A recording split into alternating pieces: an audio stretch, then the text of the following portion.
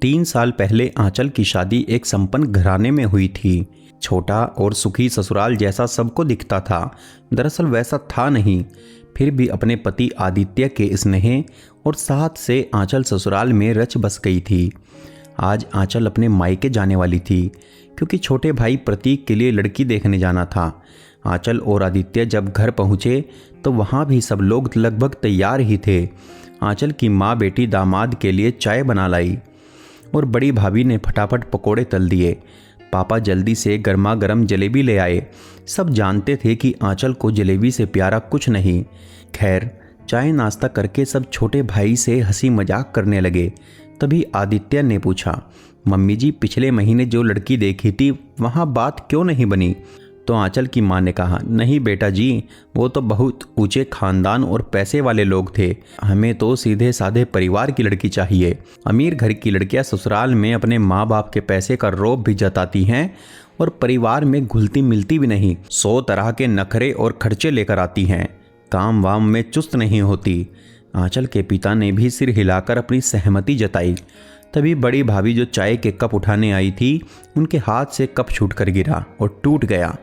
आंचल की माँ ने उसे डांटते हुए वहाँ सफाई करने को बोला।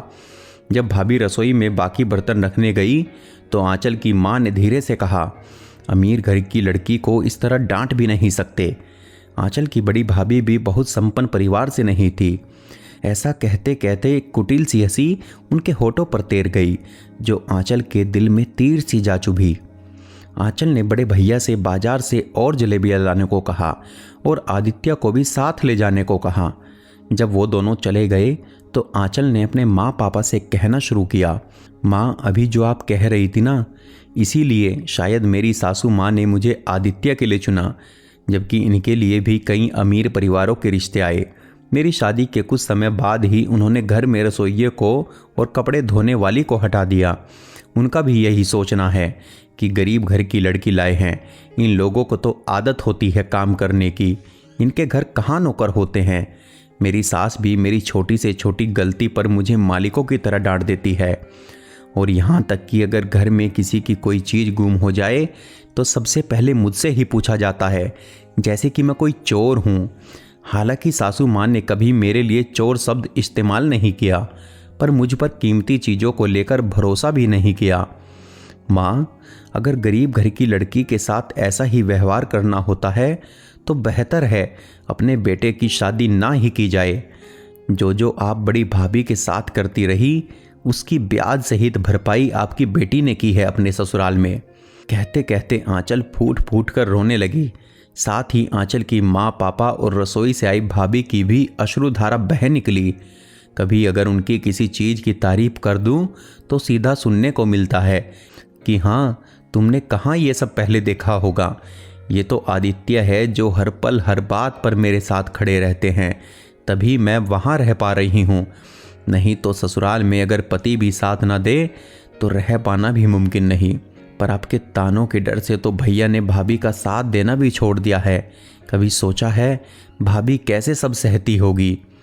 ये जो जलेबी मुझे पसंद है ना, इसे भी मेरी सास मिडिल क्लास मिठाई कहती है और बहुत इतरा कर कहती है कि हमारे घर में तो इसे कोई खाता तक नहीं है, और ऐसी अनगिनत बातें हैं। आप जानती नहीं माँ, ये शब्द कितने चुभते हैं।